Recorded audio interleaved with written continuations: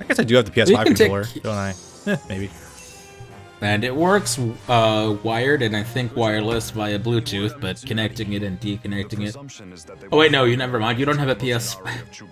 That sounds like such an asshole thing to say. You don't have a PS5 to have to resync it with. No, I get it. It's totally cool.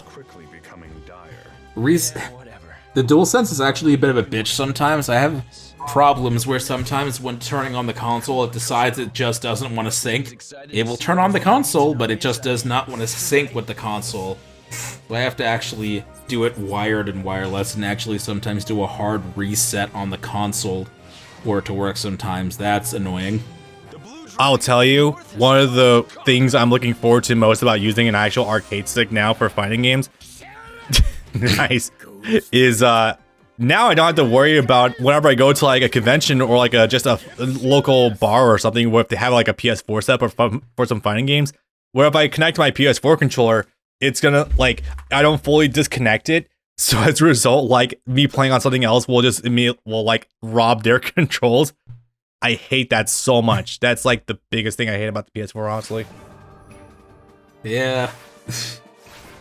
But as far as getting something unstuck, what you can do is take a Q-tip, put a very minor amount of rubbing alcohol, swab it around the whole of the face button, and then just press it, and that'll get the alcohol to soak in, and that'll break down anything underneath it that's sticky. I've actually done that before on my Switch Pro controller, and it actually worked like a dream.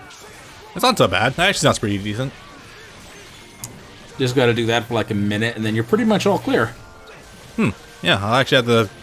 I might just do that. I'd be a little worried about the rubbing alcohol damaging anything else underneath it, but I don't think it'd be too big of an issue. It's only going on one section, and it would be a small amount of it. Not like you'd be drenching it. True. Yeah. Cannot smother the growth of a flower. A flower of love. A flower of peace. Oh, man, I really do prefer Ericville. Yeah. It's a really funny case where Matt Mercer is a character that actually was not in the anime, but got to come back for the anime in a different role. Funny that. And to be honest, I know I've said this before, but of the two, I would rather him return as Keiji than as Mitsunari. Oh god, you mentioned Matt Mercer just now, and that just... I don't want to go back to the talking point from earlier, but it did remind me of something that's been bothering me for days now. And I've been meaning to actually make a Twitter post about it. So, okay, so... You know how much Resident Evil 4 sold, right? And how it's probably like one of the most critically acclaimed games in the whole franchise? He would not come back as Leon, I don't think, but yes. I would. I don't even know about that, because honestly, fucking Matt Mercer has done a few Leon roles, funny enough. I think in 6, I think in a couple of the movies, but that's aside from the point. No, it's just baffling to me, just thinking back and being like, wow, Leon has never been in a fighting game, period. You're right. Like, never. It's always just been Chris. It's always been Chris. And there was Jill like twice, I think. Yeah. Yeah. Yeah, in like Marvel 2 and Marvel's Capcom 3. They were as far back as Marvel 2. Yeah, Jill Valentine was included in MVC 2. I think it was like her old Resident Evil 1 look. Was Chris in that game? I assume he probably would. Was Chris in that game too? I don't think so. No, I don't think so. No. I want to say no. Wasn't that game like 2005? MVC 2? No, it was like 99. Oh. Yeah, it's Dreamcast. Right, that's right. Fuck, goddamn! I wouldn't think they would have put them in so early. Yeah, no, Resident Evil fucking... No one thought Resident Evil 1 would take off so hard as it did. Like, you can even kind of see they cut corners in some areas, but no, RE1 sold like hotcakes, and RE2 is like one of the most hyped up games in the 90s. Like, I'm talking like Ocarina of Time levels. Yeah, that sounds about right. God, yeah, Leon hasn't been in like anything outside of his own series. Yeah, no, it's so weird because I was seriously thinking about, I'm like, how many fucking fighting games has Leon S. Kennedy been on? Or no, how many games was he in? He was in Tekken. cool. And I kept looking, and it's like he's a spirit in Smash, and that's about it. He's a costume in Sengoku Basara before Sumeragi. Yep. And that's it. Oh boy.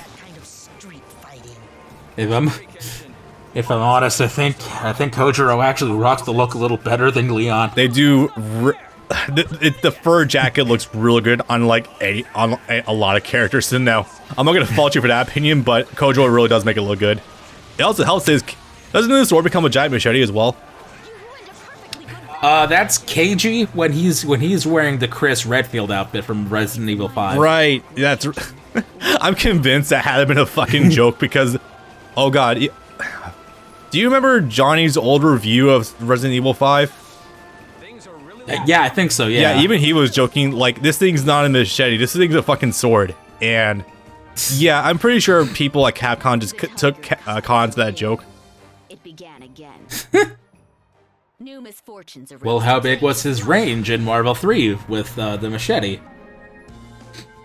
I don't think he actually used machete in any moves in that game. Damn. He has a stun baton for like his forward heavy, and that's it. Does he have the boulder thing? He has a couple like Rekka moves that are similar to the moves he used to punch the boulder, but it's not like he's not like doing Charizard's Rock Smash from Smash. As funny as that would be. Isn't he actually using his head for Rock Smash? Yeah, I'm just talking about like he doesn't like summon a boulder and break it in front of him.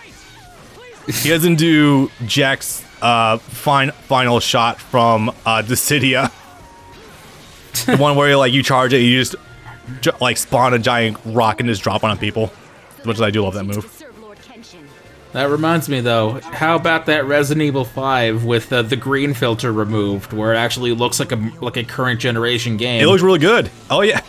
I don't know if we talked about that before, but yeah, no, the game looks genuinely pretty fucking nice when you get rid of the shit filter.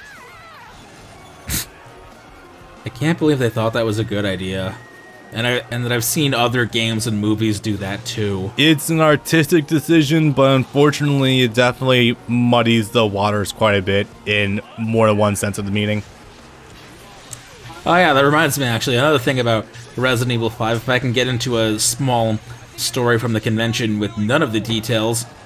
Paul St. Peter was talking about how he does accents and is a teacher of things like that, and one of the things he mentioned was he did work in Resident Evil 5 as the zombies, the ones that can actually talk, apparently. Oh shit, really? And yeah, and he said that he was told with no preparation that he had to do lines in Swahili. Oh wow! And he's like, all right, let me get a look at this. Oh, this basically reads like Italian. That's so funny. God, I love Paul. Yeah, he just had to work it like Italian, and apparently he was able to do it remarkably well, better than most of the other people that were playing the zombies and the extra locals. God, just stories like that. With just hearing him talk about acting shit, like Paul really is such a cool dude. That's sick. Another one, I guess, is that he said that he auditioned for the announcer in Soul Calibur 5 and 6 separately. They gave him 2 versions they wanted him to do, and they were both fine. And he said, "Hey, can I do another one?" And they said, "Sure, fine." And he said he just read the announcer as Xemnas, and that his own take, not the one either of them wanted, was the one they went with. You know, as soon as you started saying Soul Calibur, my mind actually just immediately went to the announcer voice for 5, and I'm just like, oh wow. Oh fuck, he actually was the announcer voice for that, wasn't it? Because it just sounds like one-to-one Xemnas. Welcome to the stage of history, retold.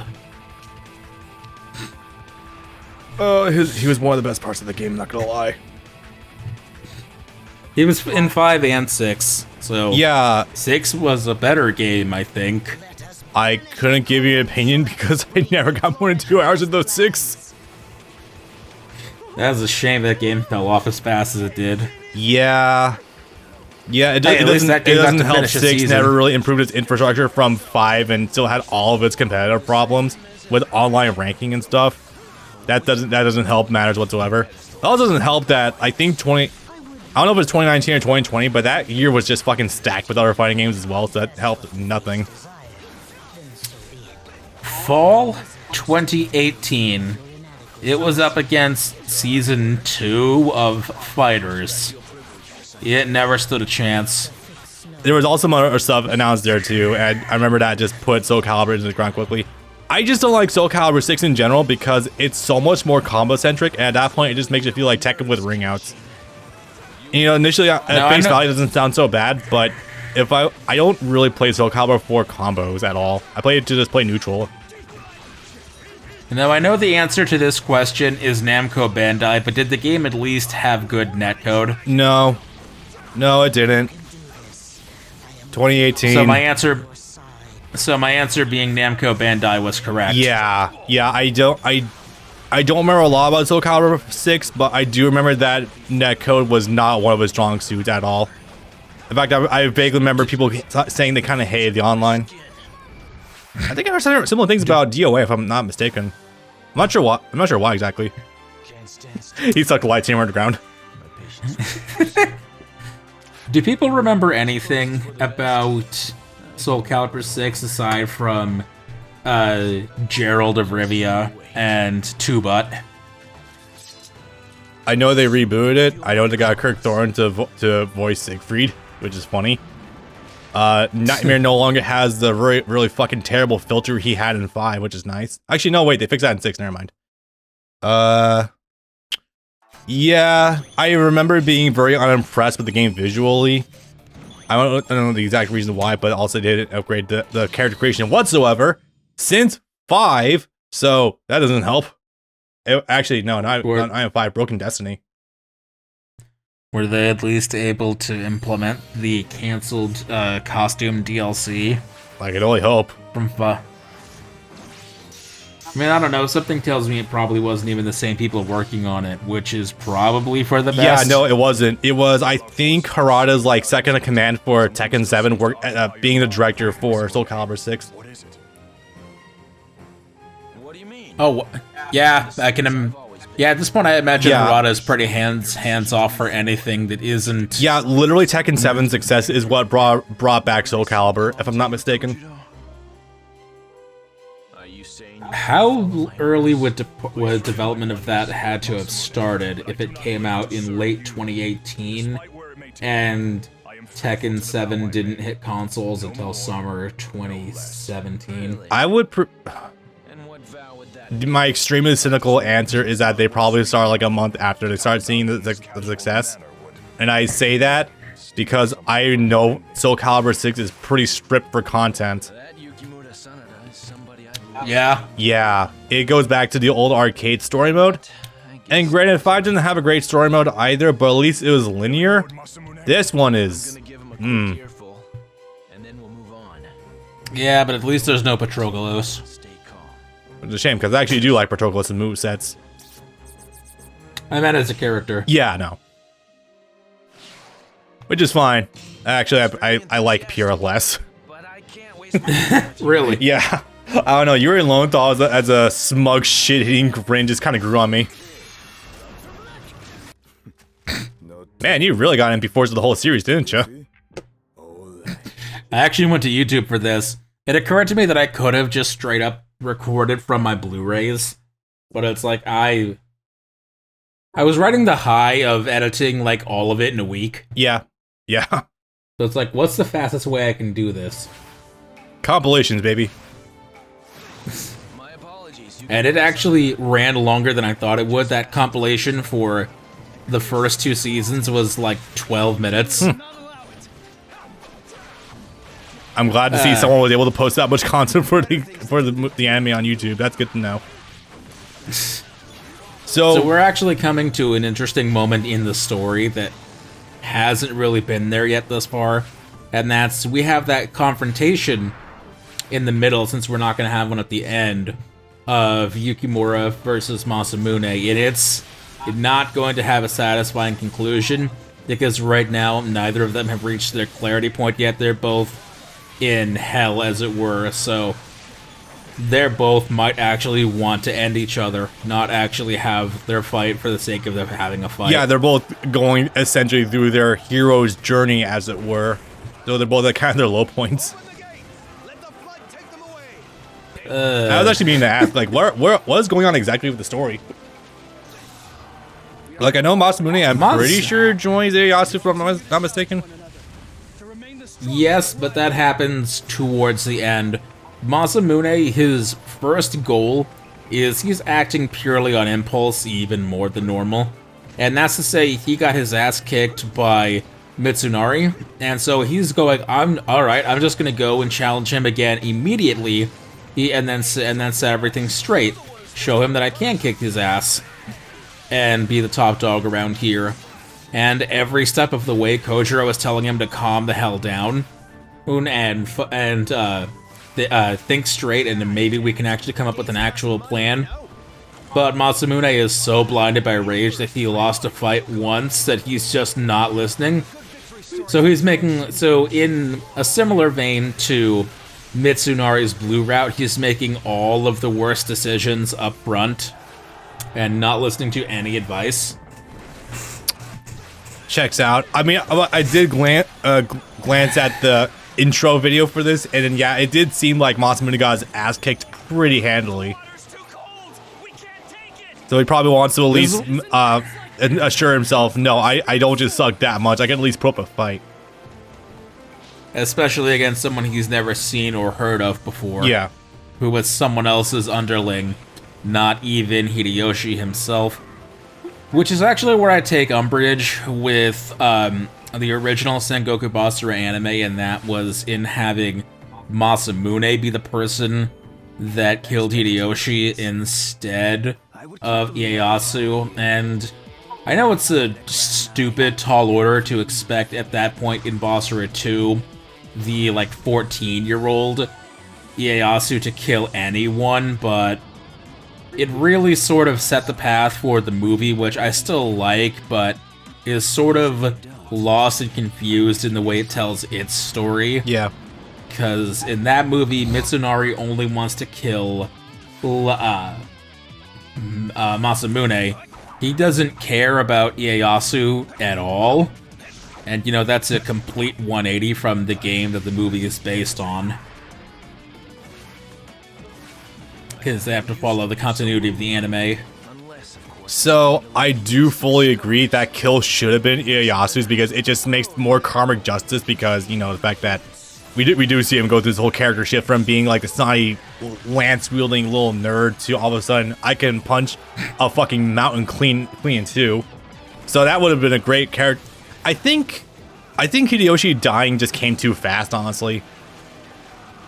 It did. It really did. Like, they should have waited for everyone to age up, so that way Ieyasu is at least of age, so that'd be kind of cool. Unless they just kind of, like, secretly aged him up and, like, well, actually knowing the series, like, they probably would have done it and no one really would have batted an eye, honestly. Well, see, that's the thing. In the very last episode of the anime where Hideyoshi does die, they do actually set up for the movie by having cameos of Mitsunari and of adult Ieyasu, but that Ieyasu doesn't really do anything. So they have him there at the time where he would have needed to be, but he's just not in the right place at the right time, as it were. So it's one of the few things I'll actually give a tip of the hat to Judge End, is they actually had it so Ieyasu got the kill and he was the right age, because he was so disgusted by Hideyoshi's tactics that he just had enough.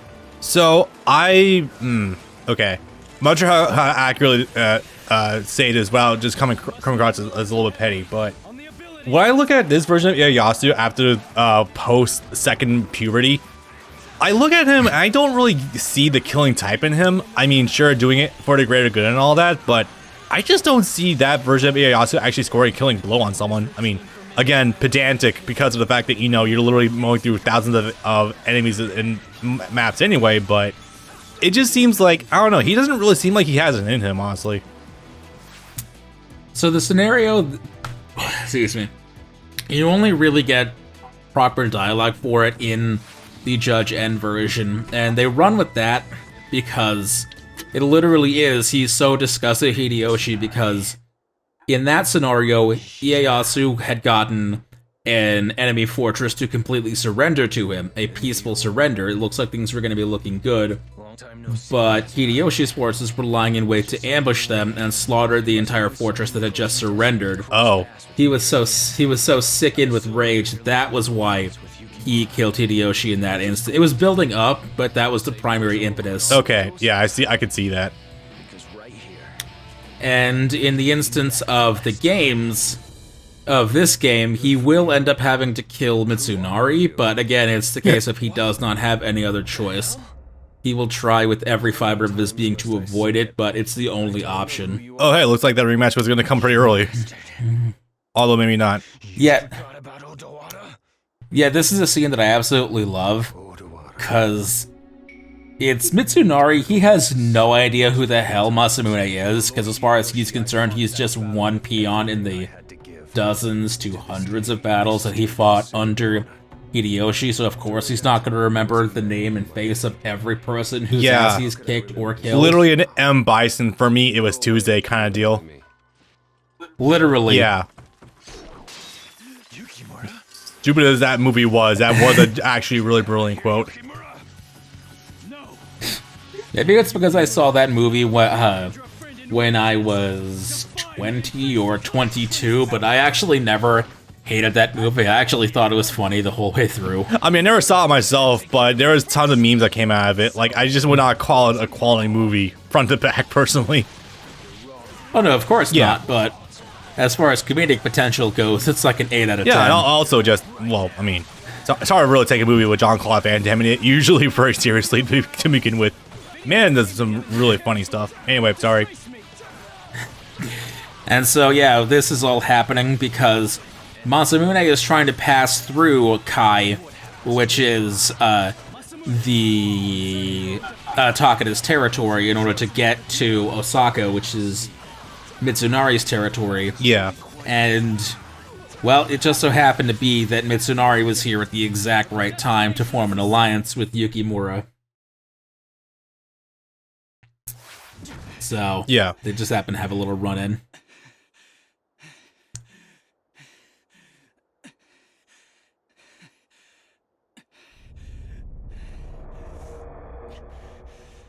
They gave him actually reptile eyes. They did.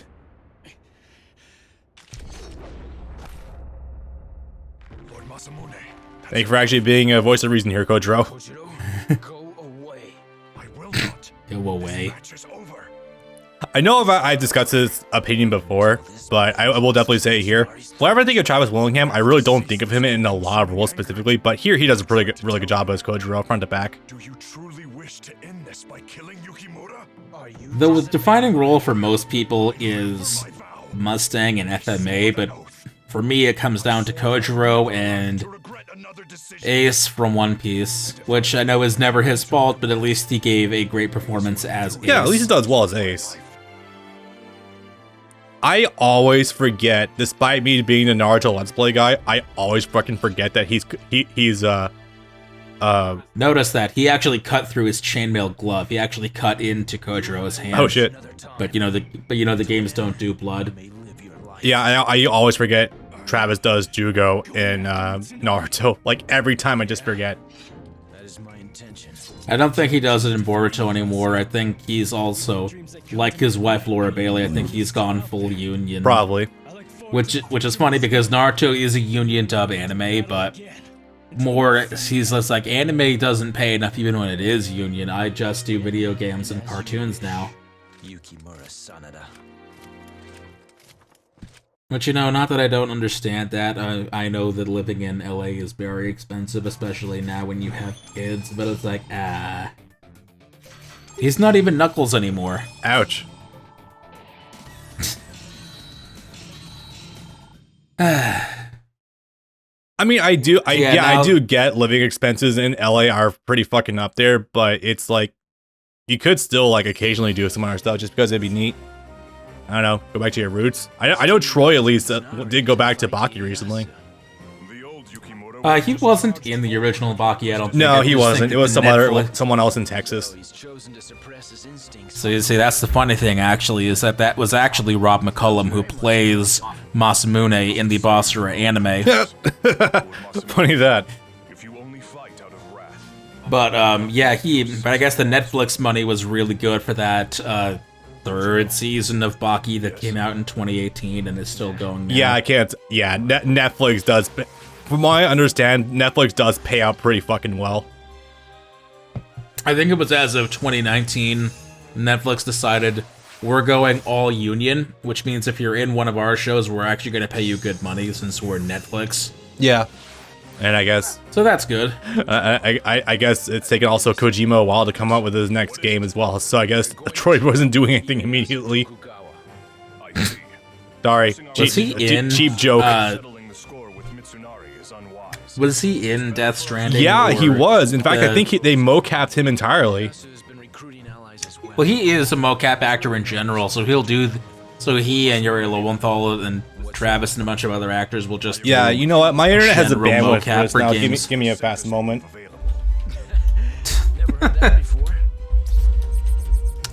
So now Masamune is actually listening to Kojuro for the first time. So he actually is not necessarily all the way straight again, to put it in a way. Yeah. But he's finally clearing up. Oh yeah, here it is. Yeah, okay. So you look at this character, and it literally is just Troy Baker's face, and voiced by him. Yeah. Yeah. I vaguely remember that from like from some of the stuff. It's like, that is literally Troy Baker. Okay.